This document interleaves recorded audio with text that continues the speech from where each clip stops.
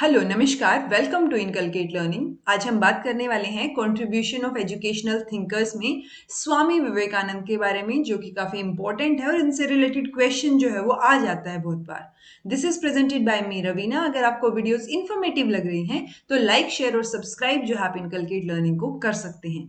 दूसरी बात, ये जो कंट्रीब्यूशनल थिंकर हैं ऑलमोस्ट इंपॉर्टेंट हम कर चुके हैं, तो जो बचे हुए हैं वो आपको रैंडम बीच में देखने को मिल जाएंगे वीडियोस। दूसरा, अब हम नेक्स्ट वीडियो से जो है फिलोसफी ऑफ एजुकेशन या जो फिलोसफी के स्कूल्स हैं वेस्टर्न और जो इंडियन स्कूल्स वगैरह, तो उनसे रिलेटेड वीडियोस जो है वो आपको देखने को मिलेंगी। तो चलिए फिर शुरू करते हैं स्वामी विवेकानंद के बारे में। इनसे शुरू करने से पहले काफी फेमस कोट है इनके, arise awake and don't stop until the goal is reached, यानी उठो जागो और तब तक मत रुको जब तक जो है आप अपने एम पर नहीं पहुंच जाते। तो ये तीन जो है वो काफी इंपॉर्टेंट से दिखते हैं, क्योंकि आपको कुछ उनकी आइडियोलॉजी जो है वो किससे झलक जाती है, कोट से पता चल जाती है।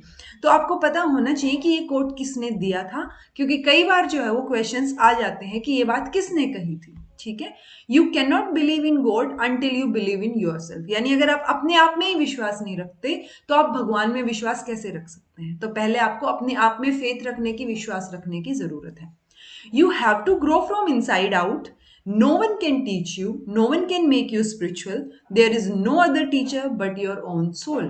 यानी कि आप जो जब आप ग्रो करते हैं तो आप इनसाइड से शुरू होता है, इनसाइड आउट ग्रो करते हैं आप। ऐसा नहीं हो सकता कि कोई आपको आके बात समझा दे, इंफॉर्मेशन दे दे और वही आपके लिए इनफ हो, या कोई आके आपको स्पिरिचुअल बना दे। ठीक है, सो ऐसा कोई टीचर नहीं होता।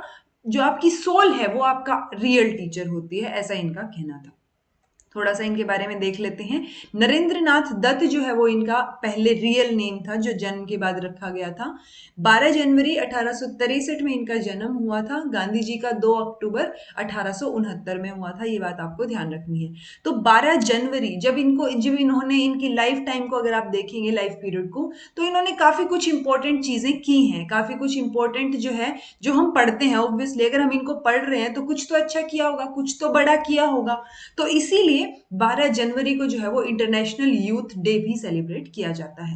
ये काफी डिवोट और कंपैशनेट नेचर के थे, यानी कि धार्मिक और जो है भाईचारा और अच्छा जो दया भावना वाला जो नेचर होता है वो इनका था। बेसिकली दया, कंपैशनेट होता है दया की भावना और डिवोट होता है धार्मिक। तो दया धर्म की भावना जो है वो इनमें थी, इनका नेचर था।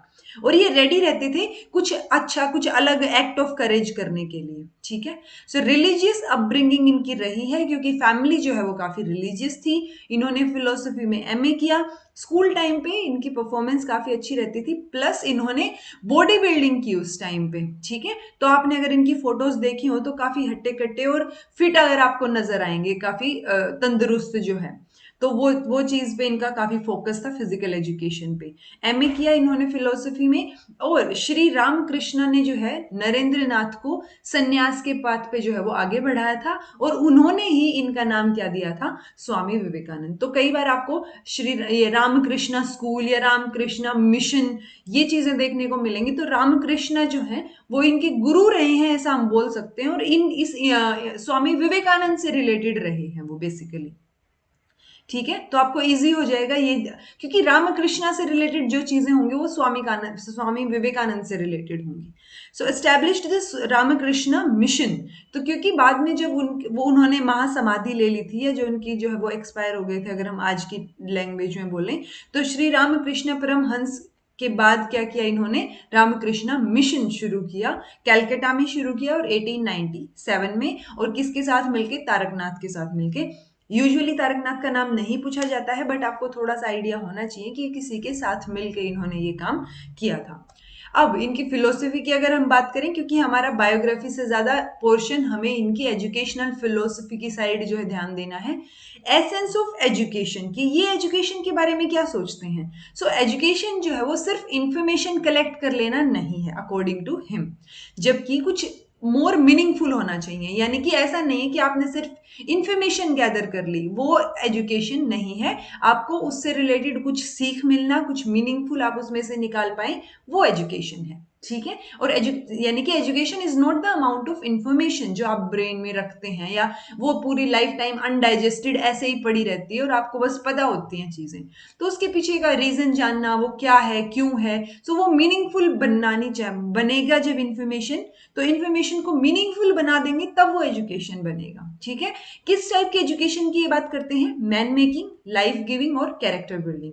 तो बहुत बार ये क्वेश्चन पूछा गया है जहां पे मैन मेकिंग एजुकेशन जो है वो दिया गया है। जैसे गांधी जी हमने पढ़े थे, तो वो क्या है, बेसिक एजुकेशन सिस्टम को सपोर्ट करते थे। तो ये किस सिस्टम को सपोर्ट करते हैं? मैन मेकिंग, यानी इंसान खुद बना रहा है अपना एजुकेशन सिस्टम और वो बेटर होना चाहिए। सिर्फ क्रैमिंग का पोर्शन या सिर्फ इंफॉर्मेशन गैदर कर लेना जो कि पड़ी रहेगी दिमाग में सालों तक, वो चीज नहीं होनी चाहिए। ठीक है।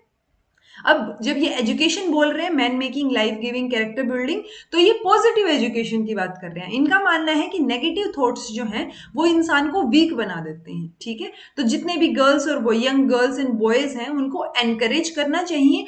अननेसेसरीली उनको हर बार जो है क्रिटिसाइज करना, डांटना, वो चीजें नहीं होनी चाहिए। कई बार पेरेंट्स जो हैं वो क्रिटिसाइज करते हैं बच्चे को ये सोच के कि ये जो है वापस इसका जो रिएक्शन होगा वो ऑपोजिट होगा और वो कुछ अच्छा करके दिखाएगा। तो वो पॉइंट हर बार नहीं होना चाहिए। तो आपको अननेसेसरीली क्रिटिसाइज नहीं करना है, उनको अप्रिशिएट भी करना है। ठीक है। उनको एनकरेज करना है। तो इसीलिए इनको ये इन्होंने बोला कि they are bound to improve in time. वो टाइम लेंगे अपना इम्प्रूव करने में। जो बॉयज एंड गर्ल्स की ये बात कर रहे हैं, यानी बच्चा टाइम लेता है इम्प्रूवमेंट में, तो आप उसको हर बार अननेसेसरीली क्रिटिसाइज ना करें और पॉजिटिव एजुकेशन जो है आप उसको दें। अब फिलोसफी की अगर हम फर्दर बात करें तो रिलीजन, यानी कि हमने जैसे दो चीजें बोली, एसेंस ऑफ एजुकेशन के बारे में उनका क्या कहना था, प्लस पॉजिटिव एजुकेशन को वो सपोर्ट करते हैं। रिलीजन में वो वेदांता के फॉलोअर हैं और जीवा इज शिवा, ये जो कोट है इसमें वो मानते हैं, यानी कि हर इंडिविजुअल जो है वो अपने आप में डिवाइन है। यानी भगवान जो है आपके अंदर ही है, वो वाला जो सिचुएशन है ना, वो उसको फॉलो करते हैं ये। इनका कहना है मैन इज पोटेंशियली डिवाइन, यानी कि पोटेंशियल है मैन में उस डिविनिटी तक पहुंचने के लिए। तो इसीलिए अगर मैन डिवाइन है, पोटेंशियली डिवाइन है, तो service to man is indeed a service to God. ठीक है। तो ह्यूमैनिटी को अगर आप सर्विस कर रहे हैं तो आप भगवान को ही सर्विस कर रहे हैं। वो चीज ये बोल रहे हैं कि आपके अंदर ही जो है पोटेंशियल है डिवाइन होने का। Truth is the basis of all religions, इसीलिए यानी कि इनका मानना है कि सभी रिलीजन का बेस जो है वो ट्रूथ है। इसीलिए आपके अंदर टॉलरेंस की पावर होनी चाहिए, यानी कि आप दूसरे जो है धर्म है, दूसरा रिलीजन है, उसको आप सपोर्ट करें। सपोर्ट नहीं भी कर रहे हैं तो उसकी एटलीस्ट रिस्पेक्ट करें। ये ना हो कि आप जो है उसके अगेंस्ट जा रहे हैं, कि आप अपने रिलीजन को बेटर बता रहे हैं, दूसरे वाले को खराब बता रहे हैं। तो हर एक रिलीजन का बेस जो है वो ट्रुथ है और आपको पॉजिटिवली एम्ब्रेस करना चाहिए दूसरे रिलीजन को भी, और टॉलरेंस पावर जो आप में होनी चाहिए। फिर ह्यूमन माइंड के बारे में बात करते हुए ये कहते हैं, इन्होंने कंपेयर किया है ह्यूमन माइंड को मंकी से, यानी बंदर से। जैसे बंदर क्या है, एक डाल से दूसरी डाल पर उछलता कूदता रहता है, तो वही चीज इन्होंने क्या बोली है कि दिमाग भी जो है मंकी की तरह रेस्टलेस और इनसेसेंटली एक्टिव होता है, यानी बहुत ज्यादा एक्टिव होता है, जहां जरूरत ना हो वहां भी। कई बार आपने ऑब्जर्व किया होगा कि आप कुछ सोचना नहीं चाह रहे, लेकिन अननेसेसरीली जो है थॉट्स आए जा रहे हैं आपके दिमाग में। तो वही चीज क्या है, इन्होंने रेस्टलेसनेस को कंपेयर किया है मंकी से, पहली बात। दूसरी बात, अब आपको ऐसा कोई काम नहीं करना है जिससे कि आपका माइंड जो है वो डिस्टर्ब हो, तो आपने माइंड को जो है वो ये काम रखना है, ये इनका कहना है। नेशनल इंटीग्रेशन की ये बात करते हैं, और नेशनल इंटीग्रेशन के लिए सबसे बड़ा थ्रेट क्या है, एक इंटॉलरेंस और दूसरा सेक्टेरियन वायलेंस, या जिसको हम कम्युनल वायलेंस या सांप्रदायिक हिंसा बोल देते हैं। ठीक है। तो वो असहिष्णुता और सांप्रदायिक हिंसा जो है वो बहुत बड़े थ्रेट हैं। अगर आप नेशनल इंटीग्रेशन पे काम करना चाहते हैं, या आप चाहते हैं कि नेशनल इंटीग्रेट हो, नेशनल लेवल पे इंटीग्रेशन हो, यानी कि कास्ट के बेसिस पे, रिलीजन के बेसिस पे चीजें ना बिगड़े, वायलेंस ना हो, तो वो चीजों के लिए आपको क्या करना पड़ेगा, थोड़ा सा टॉलरेंट होना पड़ेगा हर रिलीजन के लिए, और इन वायलेंस को सपोर्ट करना पड़ेगा। तो इनका कहना है कि नेशनल इंटीग्रेशन में दो थ्रेट हैं, एक इंटॉलरेंस और एक है कम्युनल वायलेंस। फिर है वुमेन डेवलपमेंट की इन्होंने बात की है, वुमेन एजुकेशन पे ये बात करते हैं। दूसरा ये एक और बात करते हैं कि दो जो है एविल्स हैं इंडिया में, यानी दो चीजें हैं जो इंडिया को पीछे ले जा सकती हैं। एक है ट्रैम्पलिंग ऑन वुमेन, यानी ट्रैम्पलिंग का मतलब होता है रोंदना, यानी वुमेन को जो नीच कुचल देना या उनके राइट्स के बारे में बात ना करना, तो वुमेन के लिए बात करते हैं ये। दूसरा करते हैं grinding the poor through caste restriction, यानी कि आप जो है गरीब व्यक्ति को कास्ट के बेसिस पे, बिल्कुल कास्ट रेस्ट्रिक्शन के बेसिस पे क्या कर रहे हैं, बिल्कुल नीचे धकेलते जा रहे हैं। तो जिस दिन कास्ट सिस्टम ठीक होगा, वुमेन एम्पावरमेंट होगा, उस दिन जो है इंडिया शायद सही दिशा में चलने लग जाए। ठीक है। दूसरा इनका कहना था वुमेन के लिए, the ideal of womanhood in India is motherhood, the marvellous, unselfish and all suffering ever forgiving mother. Womanhood की जब बात करते हैं तो इंडिया में मदरहुड आपके दिमाग में आएगा जब आप वुमेन की बात करते हैं, जो कि कोई सेल्फिशनेस नहीं होती, सेल्फलेसनेस होती है अपने बच्चे के प्रति। और दूसरा, सारी सफरिंग वो खुद सहन कर लेंगी, हमेशा फॉरगिविंग होती है मदर जो होती है, कि आपको हर चीज के लिए जो है वो माफ कर देंगी। क्योंकि आपने अगर कभी ऑब्जर्व किया हो तो चाहे टेररिस्ट ही क्यों ना हो, किसी को मार ही क्यों ना दिया हो, एक बार तो जो है पेरेंट्स अपने बच्चे को बचाने की कोशिश करेंगे ही। ठीक है। तो हमेशा फॉरगिविंग होती है मदर जो है। अगली अगर हम बात करें तो ओवरऑल अगर हम इनकी एजुकेशनल फिलोसफी की बात करें तो ये बात करते हैं चाइल्ड को सेल्फ रिलायंट, सेल्फ कॉन्फिडेंट और फियरलेस बनाने के लिए। यानी लाइफ में हर्डल्स आते रहेंगे, लेकिन आपको क्या रहना है, खुद के ऊपर विश्वास करना है, सेल्फ कॉन्फिडेंट रहना है और डरना नहीं है किसी चीज से। ठीक है। He looks education as an instrument of social change, क्योंकि एजुकेशन ही एक ऐसा एकमात्र साधन है जो कि क्या कर सकता है, सोसाइटी में जो गलत चीजें हो रही हैं, स्टीरियोटाइप्स हैं, अलग अलग एविल्स हैं, कास्ट सिस्टम है, रिजर्वेशंस, यदि उनसे रिलेटेड जो चीजें हैं, तो वो क्या है, वो सोशल चेंज का एकमात्र जो है साधन बन सकता है, वो है एजुकेशन। सो एजुकेशन कैसी होनी चाहिए, वो कैरेक्टर बिल्डिंग पे फोकस करे of an individual and promote selflessness and courage. तो ये तीन चीजों की बात ये कर रहे हैं, कैरेक्टर बिल्डिंग भी, कैरेक्टर बिल्डिंग के साथ साथ सेल्फलेसनेस की जो हमने यहां भी बात की, सेल्फ रिलायंट, सेल्फ कॉन्फिडेंट और फियरलेस। तो करेजियस होना चाहिए स्टूडेंट जो है। अगर हम इनकी इम्प्लीकेशन की बात करें कि इनकी फिलोसफी की इम्प्लीकेशंस क्या है एजुकेशन के उसमें फील्ड में, तो दो व्यू होते हैं इसमें, एक है ट्रांसेंडेंटल व्यू और एक है एम्पेरिकल व्यू। तो जो पहला है हमारा ट्रांसेंडेंटल व्यू, इसमें क्या बोलते हैं, मतलब ये दो अलग अलग तरीके से, दो अलग अलग डेफिनेशन है एजुकेशन के फील्ड में।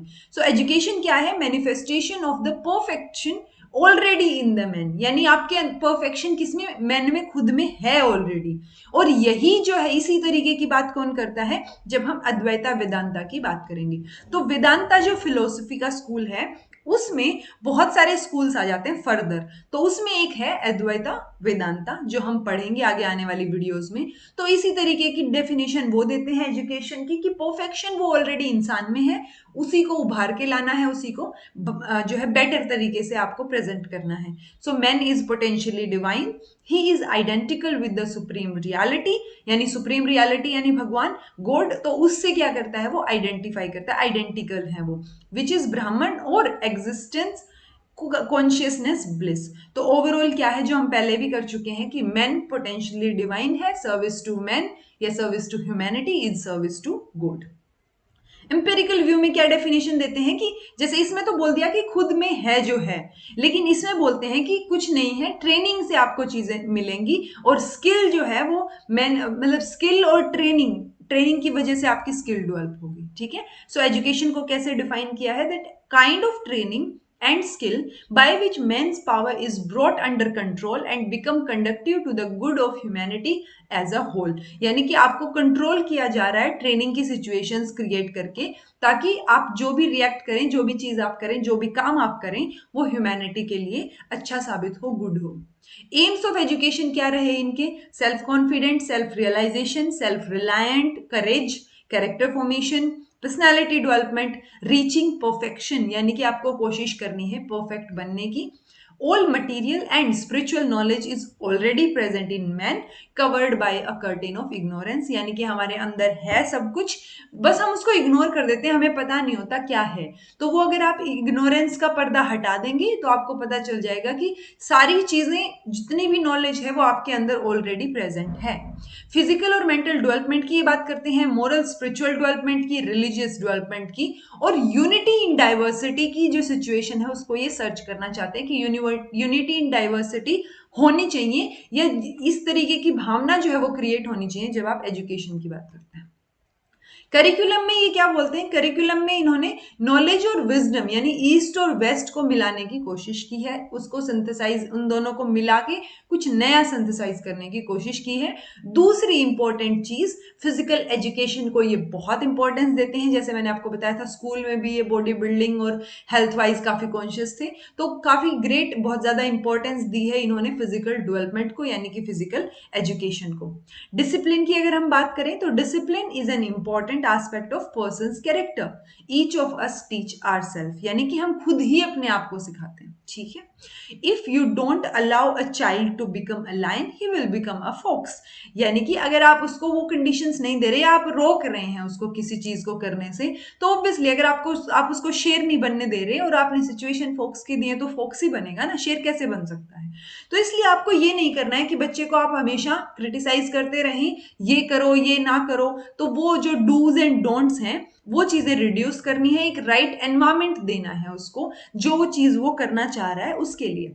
अगर हम रोल ऑफ टीचर या स्टूडेंट की बात करें तो पहली बात तो स्टूडेंट कैसा होना चाहिए, वो इंक्लाइन और एगर होना चाहिए सीखने के लिए, यानी इच्छुक होना चाहिए और उसका झुकाव होना चाहिए कि वो कुछ सीखना चाहता है, नया कुछ करना चाहता है।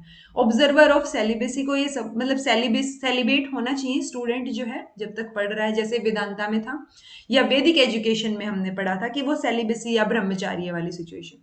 Control on senses, follow the ideals laid down by the teacher, यानी जो टीचर बोल रहा है उसको आप फॉलो अप करें। अब टीचर जब बात आती है तो टीचर में ये दो टीचर की बात करते हैं, एक है एक्सटर्नल टीचर और एक है इंटरनल टीचर। एक्सटर्नल टीचर क्या है, जो क्लास में आपके सामने खड़ा है, मोर नॉलेजेबल अदर है, जो आपको कोई चीज बता रहा है, यानी वो आपको क्या कर रहा है, सजेशन देगा, कुछ बोलेगा, और तब आपका जो इंटरनल टीचर है यानी कि जो आपका माइंड है वो काम करना शुरू करेगा। तो एक्चुअल टीचर ये किसको, माइंड को ही बोलते हैं। तो एक्सटर्नल इंटरनल टीचर का कॉन्सेप्ट जो है वो स्वामी विवेकानंद ने दिया है। He should be sinless, he should know the spirit of scriptures, spiritual force of teacher should be based on the love for his students, यानी स्पिरिचुअल फोर्स कहां से आएगा कि आप बच्चों से प्यार करते हैं, तो वो स्वामी विवेकानंद बच्चों से प्यार करते थे, उनका जो रवैया था बच्चों की तरफ वही क्या है, वो वैसा ही टीचर में होना चाहिए, ऐसा उनका मानना है। Teacher should think that he is only helping the child to grow, यानी कि टीचर को ये बात एक्सेप्ट करनी होगी, ये चीज समझनी होगी कि वो सिर्फ एक्सटर्नल टीचर है और वो सिर्फ उसको हेल्प कर रहा है, उसकी हेल्प के बिना भी चीजें होंगी लेकिन थोड़ा लेट होंगी, वो वाली सिचुएशन। तो टीचर को ये चीज समझनी होगी, एक्सेप्ट करनी होगी कि he is only helping the child to grow. Methods of teaching में सेल्फ लर्निंग, कि अपने आप से ही सीखेंगे, जब आपके अंदर ही सब कुछ है तो आप थोड़ी सी हेल्प के बाद अपने आप से सीखेंगे। डिस्कशन मेथड होना चाहिए, मेडिटेशन और कंसंट्रेशन होना चाहिए, तो ये मेथड ऑफ टीचिंग को ये सपोर्ट करते हैं। अब कुछ क्वेश्चंस देख लेते हैं जो रिपीटेडली पूछे गए हैं एग्जाम्स में। मैच द फॉलोइंग है, गांधी जी, टैगोर, अरबिंदो, विवेकानंद, ये जो है बुक्स या नॉवेल्स हैं, ये किसकी पब्लिकेशन रही हैं वो आपको बताना है। सो ये हम ऑलरेडी भी कर चुके हैं अगर आपने कोई वीडियो देखी होगी, और ये इसमें इसलिए डाला गया है क्योंकि विवेकानंद से रिलेटेड है और ये चीजें रिपीटेडली 2-3 बार एग्जाम में आई हैं। सो गांधी जी के क्या है, माई एक्सपेरिमेंट विद ट्रुथ, जो इनकी बायोग्राफी है। टैगोर ने क्या लिखा था, यूनिवर्सल मैन, ये हमने टैगोर की वीडियो में किया था। अरबिंदो ने सावित्री लिखा था। विवेकानंद ने क्या लिखा, प्रैक्टिकल वेदांता, तो ये आपको पता होनी चाहिए। नेक्स्ट है, अब ये किस तरीके की एजुकेशन को कौन सपोर्ट करता है, तो हमने अभी बात की कि विवेकानंद जो है वो man making education, life giving, life character building, इस तरीके की एजुकेशन को सपोर्ट करते हैं। बेसिक एजुकेशन को गांधी जी सपोर्ट करते हैं।